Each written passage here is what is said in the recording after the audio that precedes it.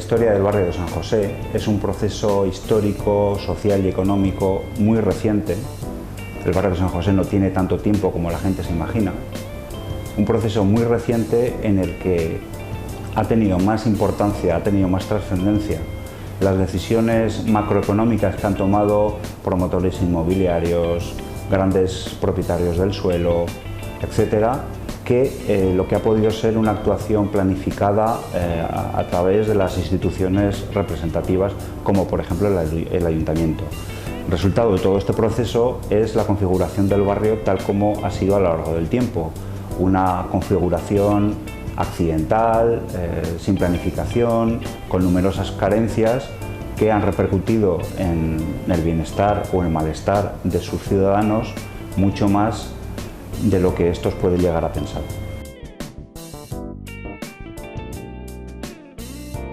Podríamos hablar, por ejemplo, de una primera etapa en la que el barrio de San José eran propiedades agrícolas, campos, grandes propiedades por las que pasaban acequias, había torres agrícolas donde vivían campesinos, etcétera, muy cerca de Zaragoza y a la que abastecía de productos agrícolas. Esa era la realidad mayoritaria del barrio de San José.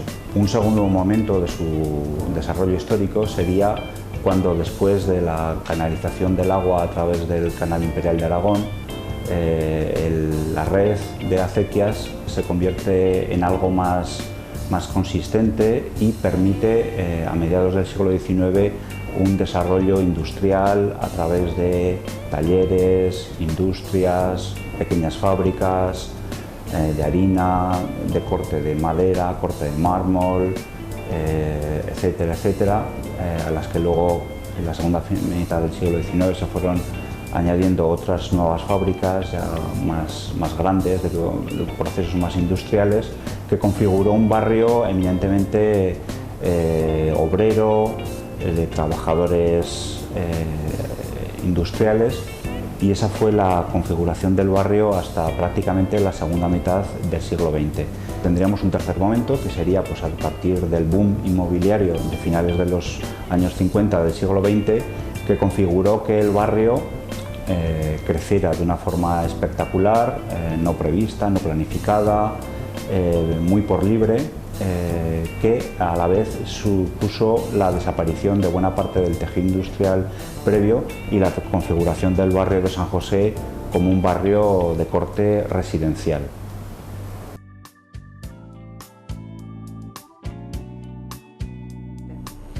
Pues recuerdo un barrio con más jóvenes, con más niños jugando en la calle y con menos coches que ahora.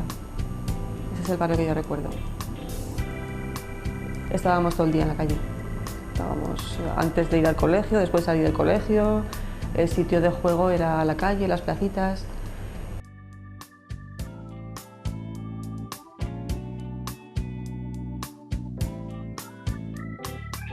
Era un barrio que estaba articulado en torno a la avenida San José, digamos, y ambas partes de la avenida San José eran un auténtico desastre. Pues las calles estaban prácticamente sin asfaltar, había calles que no tenían luz, la calle José Nebra no tenía luz, y lo más característico y lo que más llamaba la atención eran las acequias. Era un barrio sin las mínimas condiciones de vida, bastante inimaginables, según hoy conocemos en general los barrios de Zaragoza.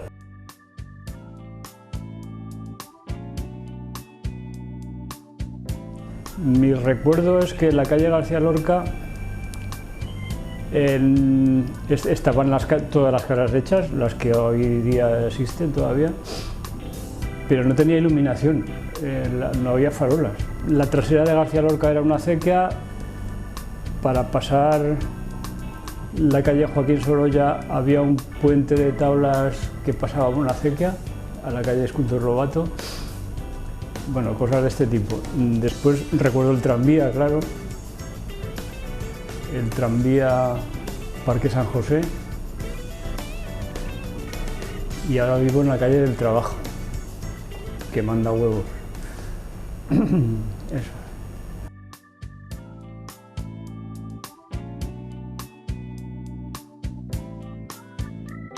Nací en el 26 de febrero del año 1931 en la calle Cáceres, una calle que no tenía salida.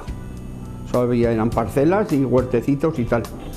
Pues hombre, en el barrio el cambio que ha pegado ha sido enorme desde entonces, que eran todo calles sin asfaltar la mayoría de ellas.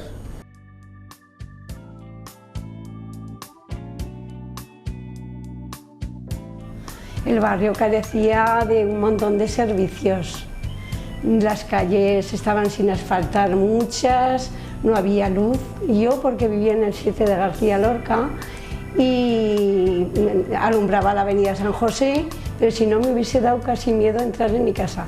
No había piscinas, no había centros cívicos, no había centros de abuelos, faltaban plazas de colegio, faltaban guarderías, o sea que casi estaba todo por hacer.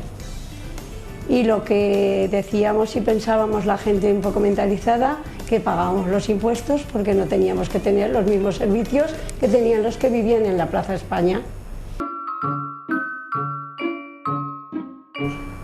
Bueno, eran unas asociaciones que se basaban en la única legalidad que había entonces, porque eran asociaciones legales en una ley del año 68, que permitía estas agrupaciones familiares, por eso se llamaban asociaciones de cabezas de familia. Lo que pasa que ese tipo de asociaciones, y aquí en Zaragoza, pero en otros sitios del movimiento vecinal también de otros sitios de España, enseguida hubo tremendas tensiones, ¿no? Para superar eso, ya no desde dentro de la propia legalidad, sino en la propia realidad, ¿no? Y en nuestra asociación de vecinos de San José, pues al cabo de prácticamente un año de funcionamiento y por votación masiva en una asamblea de socios, se decidió que votasen los jóvenes, ¿no? Nosotros ya teníamos funcionando el Fujiyama y una de las veces, estando en la puerta, aparece uno de los que iban precisamente, ya que habían tenido sucesivas reuniones, y dice, bueno, ¿y tú cómo no bajas? Digo, ¿yo qué pinto? Le dije, una asociación de vecinos, y yo sí, yo soy soltero. Pero dice, pues bájate, ¿qué vas a hacer? Algo podemos hacer. Con que me acuerdo yo que además me metieron ese día, que era el nombramiento de la Junta, y elegí pues festejos y urbanismo. La OAC es un movimiento de acción católica, pero un movimiento especializado. Y entonces pues entraba el compromiso temporal de los militantes, y yo me enteré que había un grupico que se reunía en el barrio y me vino bien para empezar allí. Había pues gente joven también, de un club de chavales que había, y Ricardo Verdier, y estábamos unos cuantos, y empezamos pues a reivindicar cosas del barrio, que estaba todo por hacer. Estábamos de todas las ideologías, más gente de izquierdas que de nada, y luego estábamos la gente más sencilla, que estábamos un poco más en la sombra, no figurábamos tanto, pero que había una complementariedad. Y algún problemilla ha habido, pero siempre se llegaba a buena conclusión para sacar las cosas adelante. Ya se veía la reivindicación en la calle, bueno, aquello nos llamó la atención y, en fin, vinimos a hacernos socio.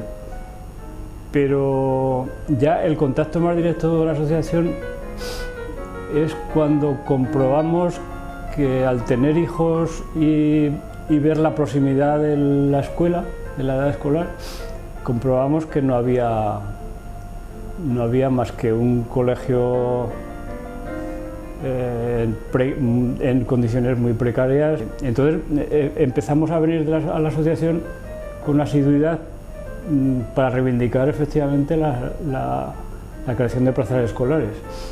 El primero que me habla de la asociación es mi tío Pepe, que era de la junta directiva, y siempre estaba contando las luchas que hacían, las protestas que organizaban, y también el trabajo que hacían en el APA del Colegio Calixto Ariño, que era el de sus hijas, mis primas.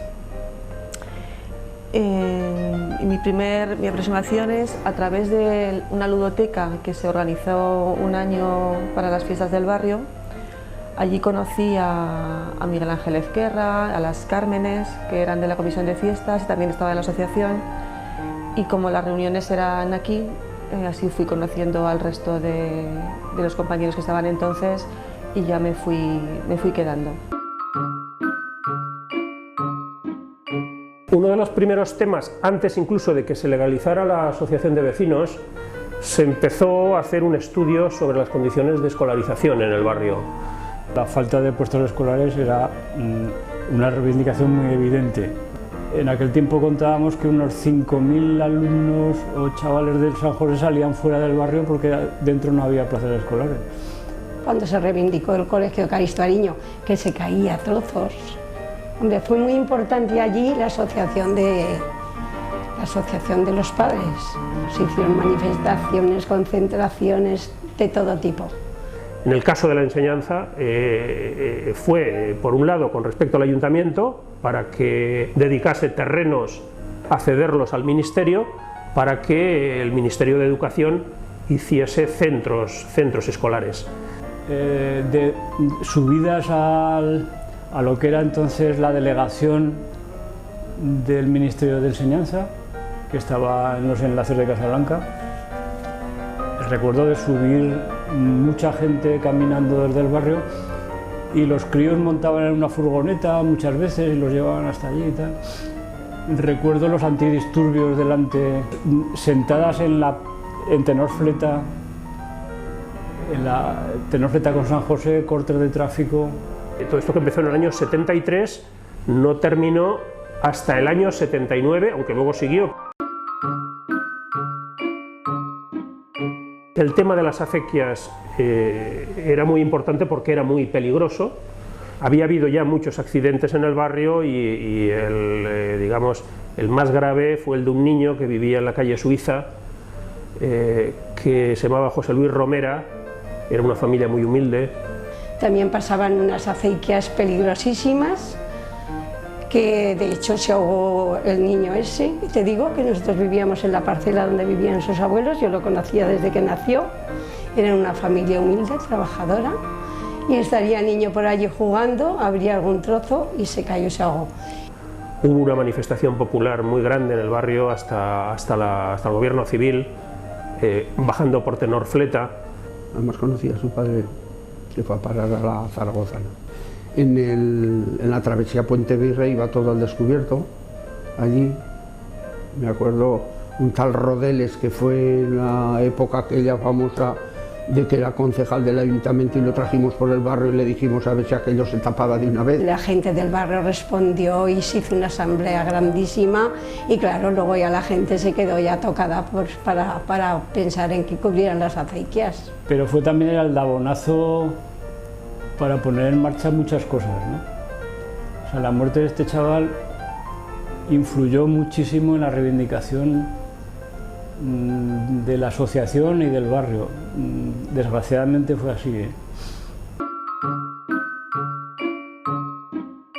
La granja era propiedad en aquel tiempo de la Diputación Provincial,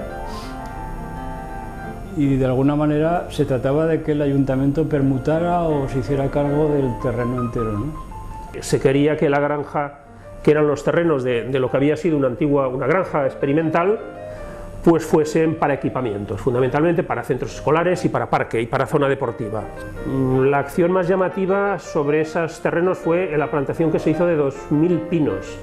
Plantamos con un montón de gente, lógicamente, 2.000 pinos en la zona de los terrenos de la granja. Pequeñitos, que duraron pues 3 días porque casualmente un rebaño de ovejas pues soltado por no se sabe quién, siempre pensamos que había sido intencionado, bueno, pues se los comieron, ¿no? Fueron cedidos los terrenos de la granja y en ellos se hizo el Calisto Ariño, se hizo también el instituto, se hizo también el preescolar y el parque de la granja primero, que fue el primer parque que se hizo. Y la zona deportiva, la primera parte, digamos la parte de la piscina, etcétera, etcétera, ¿no? Y el nombre, dice, el caso es que el nombre, pues no sabemos qué nombre ponerle. Digo, pues es una cosa muy sencilla. Esto ha sido siempre la granja, que le hemos llamado la granja, que era una escuela experimental y agrícola perteneciente a la Diputación Provincial. Y desde eso, el nombre de la granja se tiene por eso. O sea que He participado modestamente, pero he participado bastante. La calle Galiaí, en definitiva, que es una calle a la que acceden o accedían miles de chavales, porque estaba el Colegio La Salle de Montemolín y el propio Calixto Ariño, verdaderamente era una calle sin asfaltar y pasaba una acequia que la cruzaba incluso en diagonal.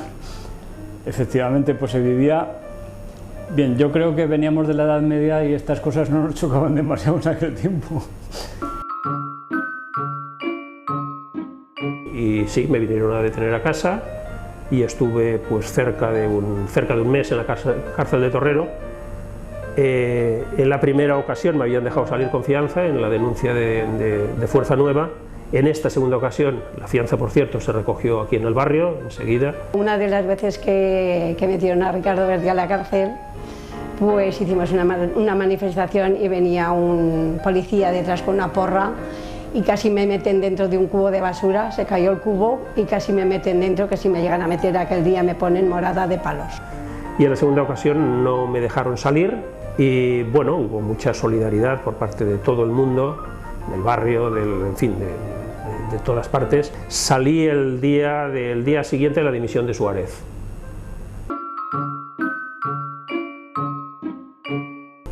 Bueno, cuando yo me incorporo, el proyecto más ilusionante en el que se trabaja es en el proyecto del Parque de Pina.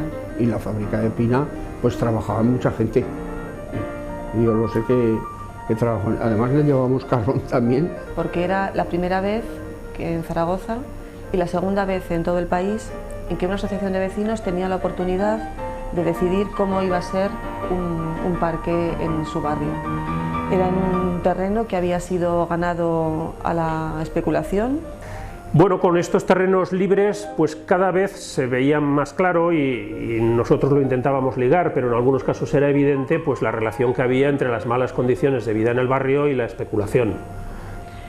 Y además hubo un grupo importante de vecinos del entorno, la lista de los 40 que llamábamos nosotros. Bueno, fue un proceso muy largo donde participaron pues los críos y los padres del colegio Verdala que había en la esquina. Que se vincularon durante los 10 años que duró pues, la reivindicación, la redacción del proyecto, la obra, el desarrollo de los primeros tiempos del parque. Aquí estuvieron con nosotros haciendo las octavillas, repartiendo hojas para firmar en las manifestaciones, opinando y con todos los contratiempos que hubo y todas las dificultades, allí estuvieron. Y hubo que reivindicarlo muchas veces y sacar muchas notas y hacer muchas reuniones y muchas asambleas. Es que costaba todo tanto. Pero de principio a fin la gestión fue una autogestión popular. Fue un parque que luchó mucho la gente por él, muy popular. Duró 10 años, ¿eh? O sea que fíjate tú si nos pusieron trabas. De alguna manera es el símbolo de la Asociación de Vecinos de San José, en el proyecto, en la reivindicación y también en lo que ha quedado. El proyecto Gaia pues era un proyecto que se llevaba con emigrantes. El premio Deporte e Integración este año es para la Asociación de Vecinos de San José. En la Federación de Barrios se suscita la posibilidad de trabajar en torno a los inmigrantes que empiezan a aparecer en esta ciudad ya de forma evidente. Nosotros nos apuntamos a la idea y entre todos intentamos ver en qué podíamos incidir o qué necesidades podíamos cubrir en ayuda de la gente que venía de fuera, ¿no? En primer lugar, ellos lo que pedían era la posibilidad de tener un trabajo, de tener papeles, pero también estaban preocupados por la ocupación de su ocio, ¿no? De su tiempo libre, y nos pusimos manos a la obra. Comenzamos a trabajar con la idea de que los inmigrantes fueran visibles, es decir, que no se produjeran, que el deporte no lo practicaran entre ellos, sino que la actividad fuera una actividad federada. Creamos equipos de fútbol sala, de fútbol 7, un grupo de atletismo, tanto masculino como femenino. El campeonato de cross de Aragón, por ejemplo, lo ganaba un marroquí. O sea, la carrera la ganaba un marroquí, pero el campeón de Aragón era el segundo clasificado, que era nacido en Zaragoza o en Alagón o donde fuera, ¿no? Esto con el tiempo se cambió, y se cambió en una asamblea de la Federación de Atletismo con los votos de todos los participantes a favorables, ¿no? Para competir en un equipo de fútbol solo podían jugar 2 extranjeros por equipo, ¿no? Nosotros teníamos 20 o algo así. Lo llevamos a las Cortes de Aragón, al Parlamento, incluso fue al Consejo de Europa. Al final se consiguió. Yo creo que se consiguió para toda España, es una cosa curiosa. Y de manera que hoy día cualquier inmigrante puede jugar en cualquier equipo sin ningún tipo de trabas. Nada más, gracias por todo esto.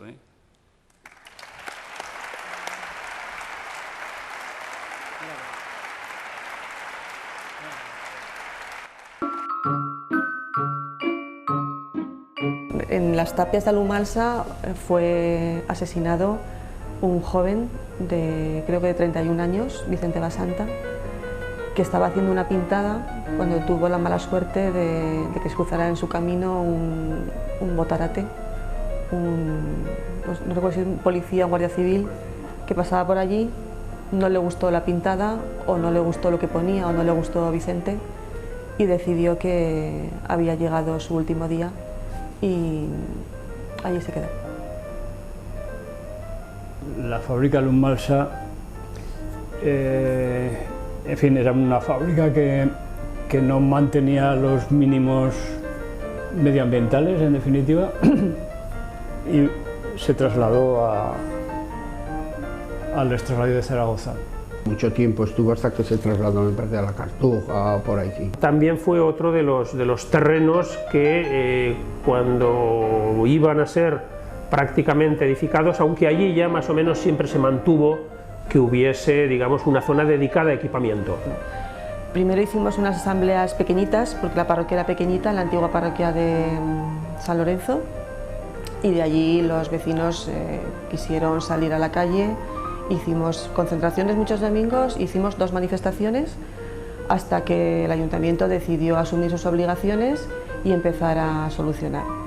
En principio el equipamiento que pensamos fue un campo de fútbol, pero los técnicos de deportes del ayuntamiento nos lo quitaron de la cabeza con buen sentido, porque las dimensiones eran demasiado ajustadas. Entonces empezamos a plantear un equipamiento deportivo de nuevo cuño, en el que el uso fundamental fuera el de muchos ciudadanos que únicamente querían cuidarse. Su objetivo era la salud, que no fuera un espacio competitivo, que no fuera un espacio para el deporte de equipos, sino que fuera una fuente de salud y de ocio positivo. Y así nació el Pepe Garcés. Y fue el primero de una serie de equipamientos de los que luego en la ciudad ha habido otros, pero a fecha de hoy fue todo un acierto. Y recordar a Pepe Garcés, que se quedó atrapado en su sueño de la montaña, con el Pepe Garcés de Ramón J. Sender, que se queda maravillado de conocer el canal, de conocer los árboles, de conocer la Quinta Julieta, sus jardines. Es sorprendente y ha sido una casualidad. Todavía queda una parte del entorno que está sin terminar y una previsión de edificación que está sin hacer, y un desvío de la carretera para alejarla del canal que está también sin hacer. Yo recuerdo estando reunidos que nos entró en plena reunión uno de los constructores de esta ciudad, pero nos entró a decir que si precisamente dejábamos de dar mal con la zona de Alumalsa, pues que nos proporcionaría un local en el barrio del que no tendríamos que pagar alquiler. Tuvo la desfachatez de entrar con la gabardina hasta los pies. No tengo nada contra las gabardinas ni con que se lleven hasta los pies, pero era la imagen típica del promotor que se cree que puede ir por el mundo haciendo lo que quiera, y me acuerdo que lo sacamos calle abajo, junto con los compañeros que estaban entonces. La Plaza Mayor también nos hicieron mucho rabiar, también tuvo que ser muy luchada, la Plaza Mayor. Queríamos que fuera el centro urbano y el centro social del barrio, y fueron pues otros 10 años, desde las primeras plantaciones de pinos, recogidas de firmas, asambleas de la parroquia de San Agustín, concentraciones, hasta que fue una realidad. Pasaron otros 10 años. Por alguna razón en este barrio muchas cosas han costado 10 años conseguirlas. Sí, pues ahí eran todos unos campos que además estaban yermos, y allí se hacían, cuando en las fiestas del barrio, los tiros de cuerda, los cabezudos y partidos de fútbol y tal, allí se hacían, todo era un campo, hasta que se reivindicó precisamente para hacer un gran centro cívico. Lo mismo, costó mucho tiempo el que se decidiese el ayuntamiento en un principio a que aquello fuese para zona verde, ¿no? Y se logra también que los propietarios cambien el suelo por otro espacio. Se permitió también que la asociación de vecinos presentase un proyecto. Hubo elecciones, llegó en este caso la alcaldesa, señora Rudy, y el proyecto que había empezado fue cambiado pues la mitad, una parte, ¿no? Queríamos que una pérgola fuese a lo largo, digamos, de toda esa parte semicircular, pues para evitar el calor en verano, ¿no? Y bueno, luego el mobiliario era un poquito moderno, el que había pensado la asociación, o el diseño, bueno, la asociación con el arquitecto municipal, ¿no? Que curiosamente eran unos bancos de color morado, que recuerdo que tanto la pérgola como los bancos fueron suprimidos. La explicación que dio, y además, quiero decir, no fue en secreto, fue pública y salió en la prensa en aquel momento, la señora Rudy, es que los bancos aquellos morados tenían un tono un poco erótico. La Plaza Mayor se quedó coja en la obra, ¿no? Y lo que más conseguimos del centro cívico fuera que el nombre que le pusieran es Teodoro Sánchez Punter. En la parroquia había gente muy cercana a la asociación, pero desde luego quien era absolutamente cercano, ya no cercano sino parte de la asociación, era el párroco de San Agustín, era Teodoro Sánchez Punter, que era una persona sensacional en todos los aspectos, ¿eh? Si me refiero antes a la huelga esta del transporte, verdaderamente el encierro se produce, o sea, nosotros dejamos la emisora, pero el encierro se produce en San Agustín. La clase obrera también hacía sus reivindicaciones, también se reunían en la parroquia de San Agustín. O sea que la parroquia estaba no solo abierta para la asociación, sino para todo tipo de gente que la necesitaba. Curas de estos que yo no sé si hay, pero si hay no sé dónde están, por aquí estarán en otra parte del mundo. Pues eso, como Teodoro Sánchez y Ramón Arribas. Sí, han pasado muy buenos sacerdotes por ahí, que miraban todo por las personas y tal, y muy bien, sí. Con las fiestas del barrio le decía: Teodoro, tienes que hacer una misa del Jotena en el Fujiyama, y venía y hacíamos una misa en la terraza del Fujiyama. Los sacerdotes que había allí era gente muy avanzada y muy concienciada, y a los chavales pues les metía la conciencia social y los educaron en la conciencia social, y nos abrieron las puertas para hacer asambleas, reuniones, y vamos, es que si no hubiese sido por la parroquia, pues muchas cosas a lo mejor no se hubiesen hecho. Aparte que Teodoro también asistía a muchas reuniones, era sociólogo, era un hombre muy inteligente y ayudaba mucho también.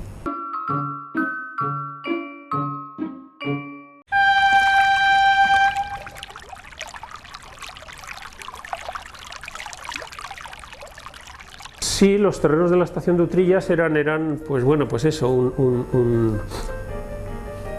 pegote que quedaba allí en medio del barrio, en la parte baja del barrio.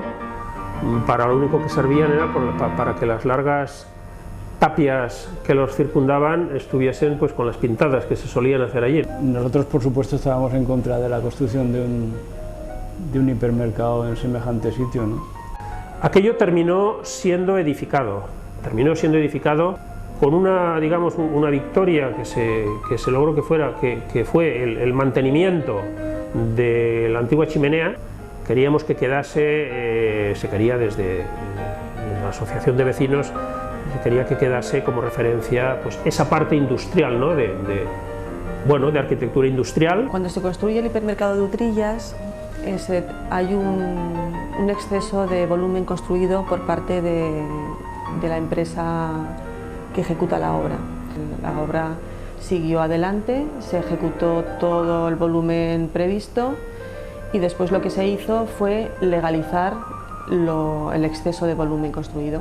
Por la parte, digamos, de la constructora, los vecinos fueron engañados en su momento, hubo denuncias de ellos mismos años después por la construcción de la gran superficie comercial y por, en fin, las concesiones que desde el ayuntamiento se hizo.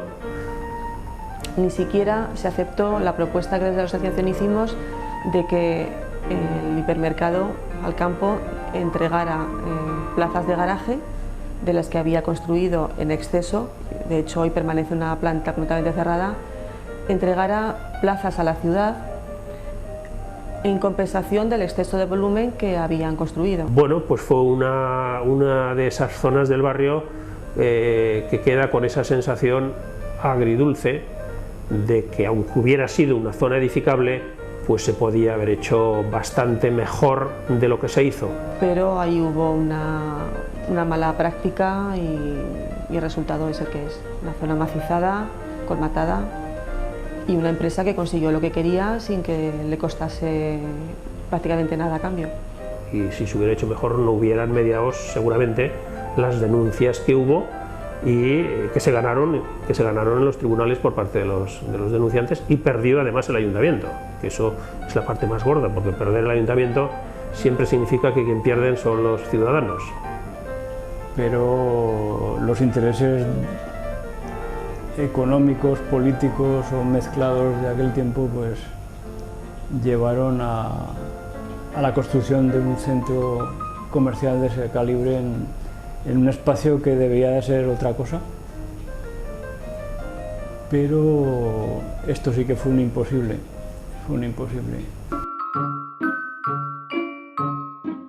Porque entonces existía el ferrocarril en Tenor-Fleta, la calle era totalmente de tierra hasta el Paseo Sagasta, por una de las laderas, porque el otro eran campos, que se llamaba la Torre Fletas. Se veía y te asomabas porque tenía la pared que había, que era de ladrillo, tenía 1 metro por ahí de altura y veías pasar el tren por ahí completamente. Tenor-Fleta en los años, en fin, se cubrió en los años 60 y bueno, terminó donde terminaba el barrio. Cuando el Adif necesitó cubrir un tramo de las vías por la entrada en servicio del AVE, hicieron la obra que era necesaria para el AVE, pero no solucionaron la permeabilidad de esta parte del barrio, nos dejaron un horroroso cajón de vías y en aquel momento ni Renfe se portó bien con la ciudad y tampoco el ayuntamiento, que negoció el convenio ferroviario, hizo de esta zona una de las reclamaciones centrales. Hubo un momento determinado en el primer gobierno del Partido Popular, de Aznar, gobierno central, que se decide hacer el cubrimiento de las vías, pero en lugar de cubrirlas hasta el tercer cinturón, se cubren solamente unos 200 metros y se dejan 200 metros sin cubrir hasta el tercer cinturón. Miles de conductores que podrían acceder al tercer cinturón por Tenor-Fleta o bajan hacia Solalierta, con lo cual Camino Puente Virrey sigue con más tráfico del que puede absorber, o salen por el Camino Miraflores, que es un lugar peligroso, totalmente inadecuado. Pues otra de las reivindicaciones es precisamente que el Camino Miraflores debería de estar en unas mejores condiciones de las que está, que es todo tierra, ¿no te parece? Esa es la típica cosa de la demencia, vamos, de lo demencial que a veces se actúa desde las administraciones públicas. Y en este momento, con el proyecto aprobado, con todas las promesas que se han hecho, es una obra que tiene muy pocas posibilidades de ejecutarse a corto plazo. Porque sería una salida muy buena para el barrio, no solamente para el barrio San José, sino todo del centro del Paseo San Gastón les vendría estupendamente. Lo que pasa es que llegó un momento que se acabaron, claro, estaba aprobado, pero adiós. Desde que se cubrieron, pues la parte, digamos, de responsabilidad municipal está sin llevar a cabo. ¿Qué es lo lógico? Lo lógico, desde mi punto de vista, es que una vez cubiertas las vías, pues termine una calle que salga con viviendas o sin viviendas, que salga al tercer cinturón. Y es la salida natural de San José, y ya no de San José, sino del centro de Zaragoza al tercer cinturón. Si se hubiera urbanizado las vías del ferrocarril en el momento que se hizo el cinturón, el costo hubiera sido como 5 o 6 veces menor, pero con el proyecto hecho de urbanización de Tenerife, pues ha venido la crisis. Y la crisis ha hecho que esa obra quede pendiente. Parece ser que va para bastante tiempo. Sí.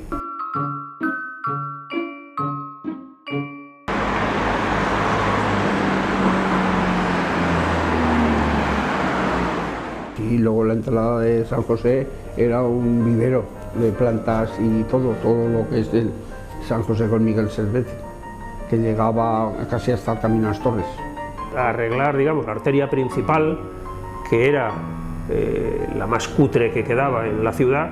En unos años en los que se habían remodelado varias vías principales de la ciudad, y a nosotros nos gustaba mucho la Avenida de Madrid, como había quedado, planteamos una propuesta de remodelar la Avenida San José y decimos cómo, con qué objetivos, y presentamos un pequeño proyecto que nos hace Gerardo Malpeceres, un arquitecto de los que ha colaborado siempre con la asociación. El tramo alto de la Avenida San José, en esa época estaba yo de presidente de la Junta de Distrito, porque fueron los 4 años que llevé infraestructuras en el ayuntamiento. Hicimos nuestra reivindicación y se consiguió. Esa propuesta es bien recibida y en un tiempo relativamente corto empieza a moverse y se ejecuta una parte con la expectativa de que la otra parte sea una continuidad. Bueno, entonces decidimos arreglar la avenida de San José, las dos partes, la parte alta y la parte baja. La parte alta se arreglaba sin ningún problema y se arregló, y como se arregló también Zaragoza la Vieja, bajando, pero para arreglar la parte baja se tenía que haber resuelto el problema que todavía se sigue reivindicando, en fin, desde el barrio y desde el sentido común, de que salga Camino Puente Virrey por Monasterio de Samos hasta Miguel Servet. Igual hace 40 o 50 años que se hablaba de la calle paralela a la avenida de San José, que yo tenía unos planos, que es por el Monasterio de Samos, Darreso, y eso se ha quedado muerto. Sigue siendo un embudo absolutamente irracional, y hasta que no esté esa salida es muy difícil arreglar la parte baja de la avenida de San José, porque el barrio quedaría encerrado. Es decir, no se puede tener levantada la avenida de San José abajo sin que haya una salida. Esa es la razón fundamental por la que la avenida de San José, la parte baja, no se arregló ni se ha arreglado, ¿no? Por desgracia. Pero ya no ha habido continuidad. Seguimos con una diferencia enorme entre una parte de la avenida y otra, que se refleja en la facilidad de movilidad para las personas, y también tiene un reflejo muy importante en el comercio. La parte renovada de la avenida San José ha sido muy importante para el entorno. De hecho, el ejemplo más claro es que todos los locales a partir de César Alierta hacia la Cuesta Morón son locales comerciales abiertos, tienen una actividad normal, Sin embargo, de César Alierta a Miguel Servet, la caída comercial, por ejemplo, es una cosa excesivamente evidente, es un fracaso.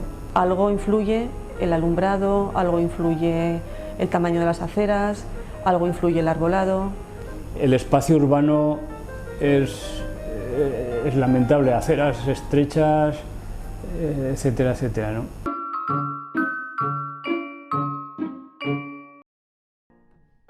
La isla nace de observar una zona del barrio que es perfectamente habitable, que es como un barrio dentro del barrio, que había empezado a entrar en un proceso de cierto deterioro porque hacía muchísimos años en los que no había ninguna inversión.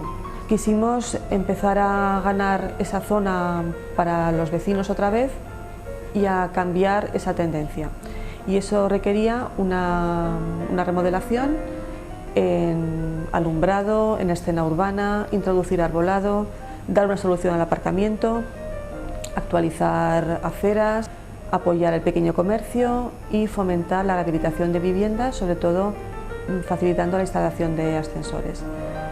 Ese proyecto es muy bien recibido en el ayuntamiento, se reconoce la necesidad de mantener zonas como esta en buenas condiciones para mantener la población y la cohesión de barrios así, pero en una evidente falta de seriedad esa obra no se ha llevado a cabo. La realidad es que no ha habido un empeño en sacarlo adelante.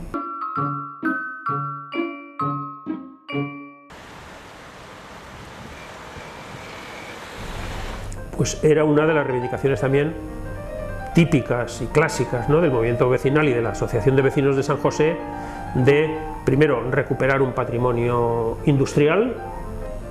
Como ejemplo de edificio industrial de principio del siglo XX. Y recuperar, en este caso, un equipamiento.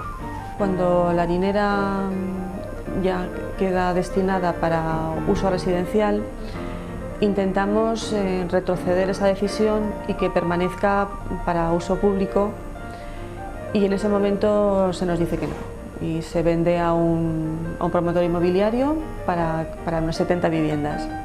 Y cuando es conocedor de que tiene que mantener algunos elementos como la fachada y los restos arqueológicos que tiene la harinera, decide que ya no es tan buen negocio y acude a urbanismo a intentar dar marcha atrás a su compra. Se hizo una permuta mediante la cual la harinera vuelve a ser de propiedad municipal.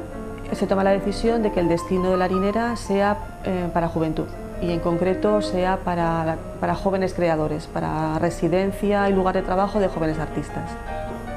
Sería una cosa muy buena, lo que pasa es que cada uno llega al extremo de que no se puede eso terminar. Es lamentable que se han hecho allí reformas y no se puede acabar, por falta de lo de siempre, el dinero.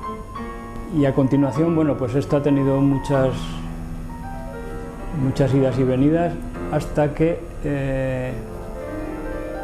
pues nosotros impulsamos un proyecto o un intento de proyecto de equipamiento cultural que diera auge o posibilidad de auge a la cultura de la ciudad, ya no del barrio, porque el edificio se lo merece y porque es una necesidad ciudadana, ¿no?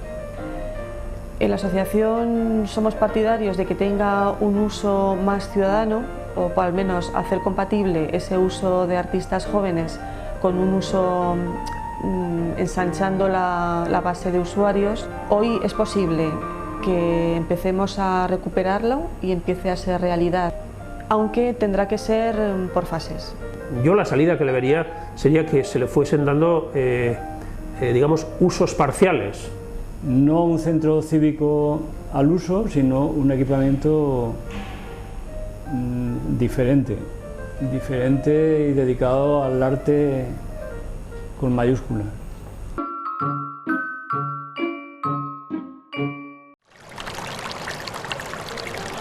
Recuperar la ribera del canal era la única actuación de la Expo 2008 y de su plan de acompañamiento que llegaba a San José.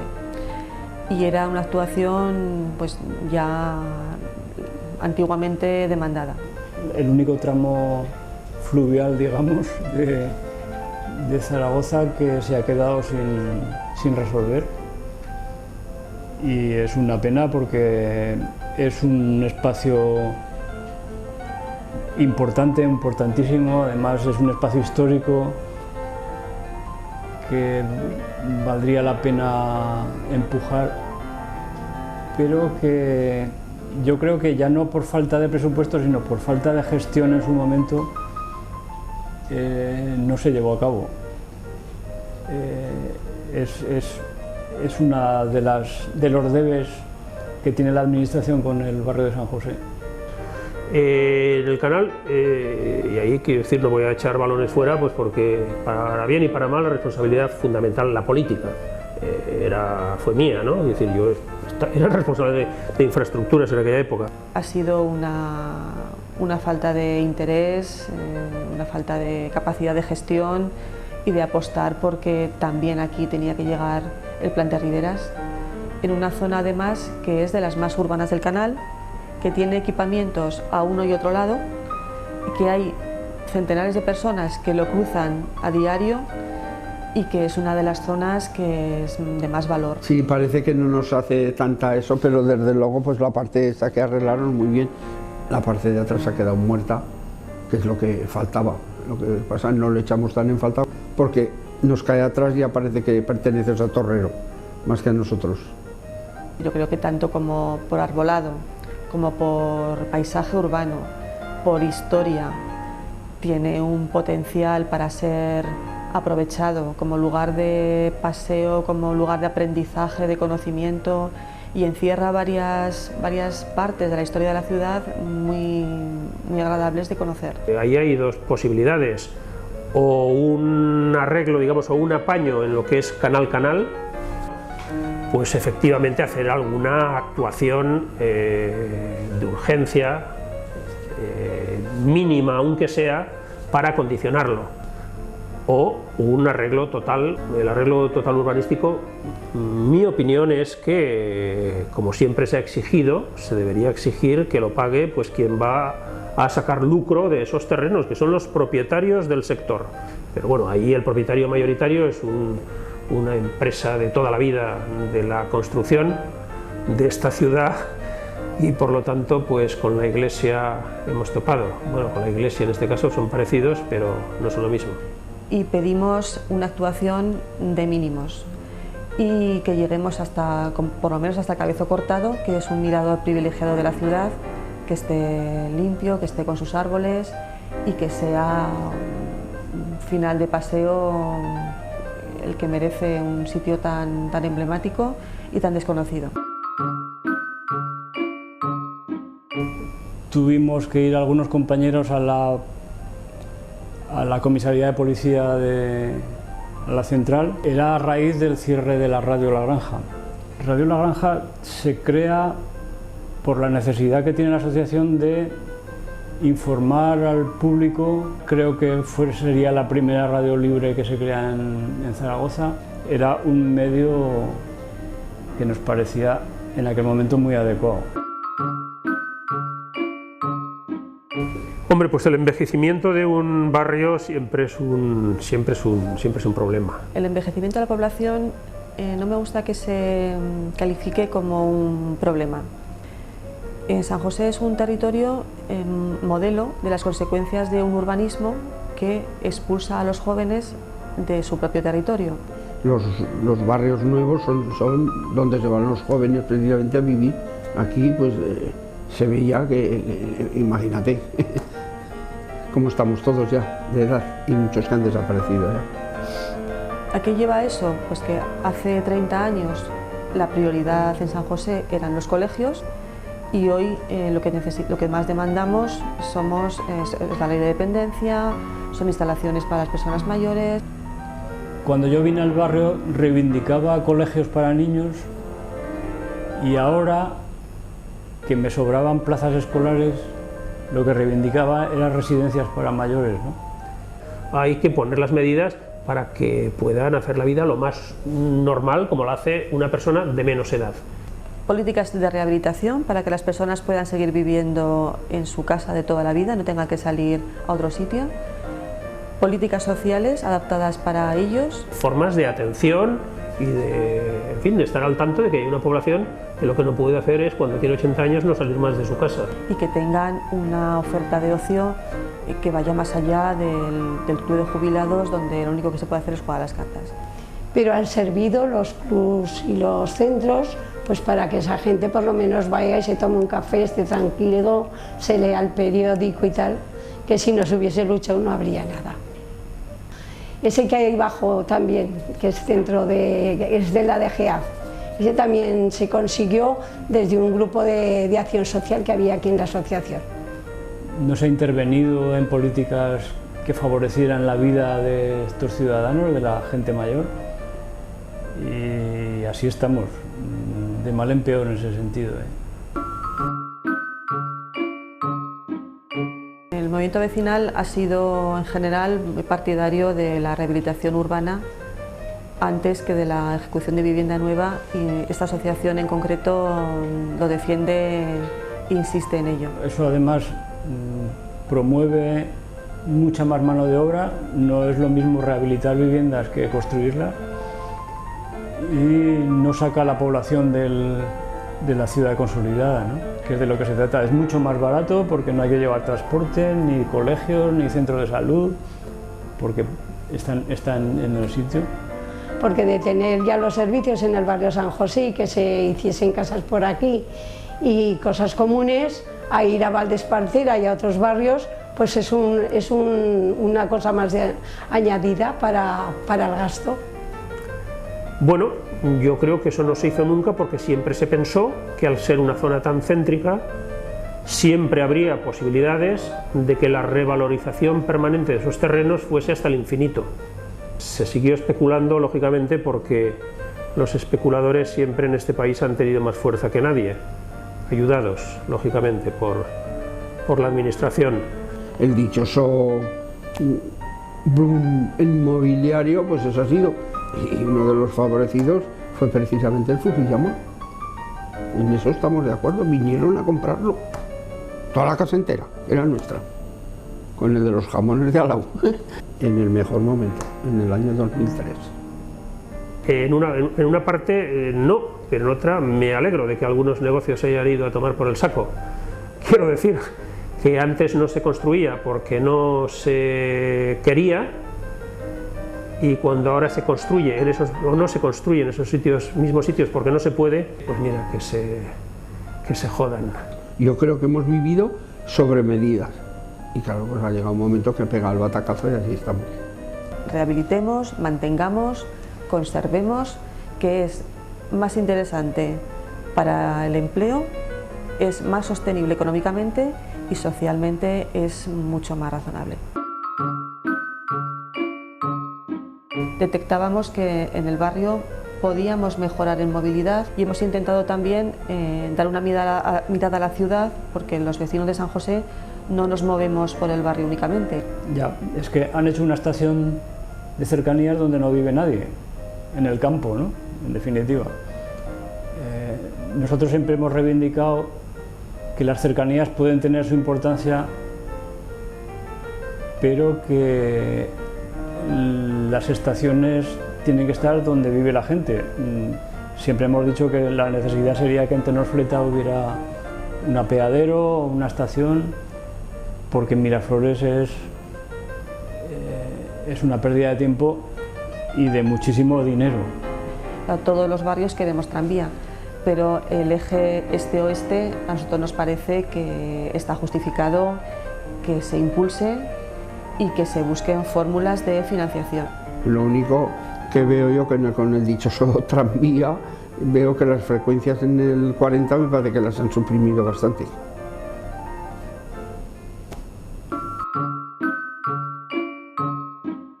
Hemos intentado siempre ir con la propuesta por delante. Facilitar la participación, no de establecer leyes y normativas, que es que eso, pues bueno, pues, cuando se está en en los gobiernos es muy fácil que la gente te diga lo que piensa si se lo preguntas y lo facilitas. Hombre, si te parece es verdad, yo me llevo siempre muy bien con todos los alcaldes. La cercanía que tenían los ediles de la ciudad hace 20 años con los ciudadanos, yo me temo que se ha perdido muchísimo. Se llegaban a acuerdos, pero acuerdos que casi siempre venían precedidos de, de reivindicación y de lucha, ¿no? Y de protesta. Es probable que defendiéramos un modelo que al final no ha cuajado. Las asociaciones fueron verdaderos focos de demanda, de denuncia y de voluntad de ir conquistando derechos y de oponerse a las injusticias. Yo tenía más conexión con ellos que con la gente que venía a las Eucaristías, a las misas, porque con ellos a lo mejor me unía eso, pero con estos me unía toda la lucha que llevábamos en el barrio. Siempre merece la pena intentarlo. Lo peor es resignarse y dejarse llevar por la inercia o por los grandes poderes. Hoy los problemas que tenemos encima trascienden del ámbito del barrio y es difícil que encontremos soluciones al paro, a la pobreza, a la desigualdad social. Los verdaderos problemas son los problemas de derechos sociales. Sin las asociaciones de vecinos la cosa hubiera sido muchísimo más lenta si es que se hubiera producido alguna vez. Si no hubiera sido por la lucha del movimiento vecinal, es evidente que Zaragoza, los barrios de Zaragoza, no estarían como están. La valoración que se puede hacer es estupenda, porque desde luego si no fuera por que se presione un poquito, no se conseguiría muchas de las cosas que se están consiguiendo. Pero creo que estamos en tiempos de empezar otra vez a movilizarnos, tal y como tenemos la sociedad. Claro, claro. No se trata de que te pongan un banco o una farola nada más, sino que lo que se pretende es que la vida integral de los ciudadanos mejore. Aparte de tener una idea de ciudad y no de barrio nada más. Me gustaría el recuerdo de los compañeros que no están. Me gustaría recordarlos porque fueron gente generosa y que desgraciadamente no están con nosotros, ¿no? Agradecer a toda la gente que ha pasado por aquí, porque aportó cada uno lo mejor de sí mismo. Bueno, y la gente que se fue y que solamente sigue estando en la medida que la recuerdas, no con nostalgia, sino como parte de un colectivo que consiguió unas cosas para el barrio. Miguel Ángel Tricas, Soria, José Luis Gómez. Con Jaime muchas veces me iba a repartir propaganda, que Jaime también murió. Y luego todas las personas que nos hemos ido moviendo, que entre nosotros, unos que estábamos un poco en la sombra y otros que estaban más por encima, pues también se daba la complementariedad entre todos.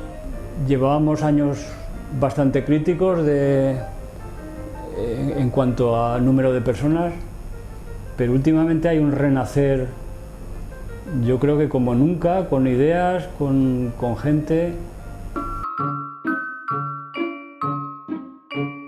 El futuro de la asociación, pues a corto plazo yo lo veo sinceramente bastante negro.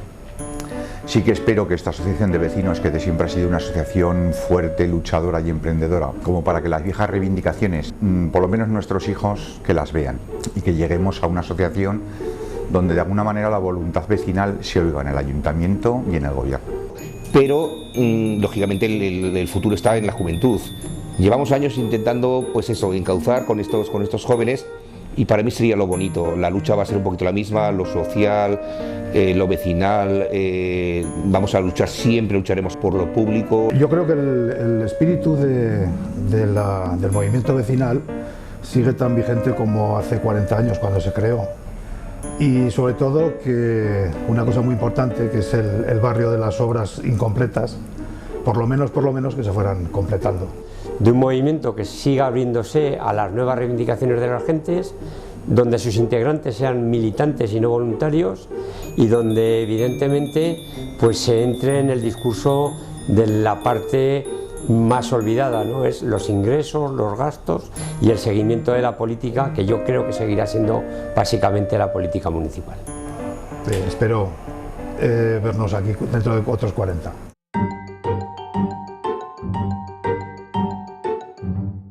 Porque ahora estamos disfrutando pues todo lo que se lucha. Y no sé qué más, oye.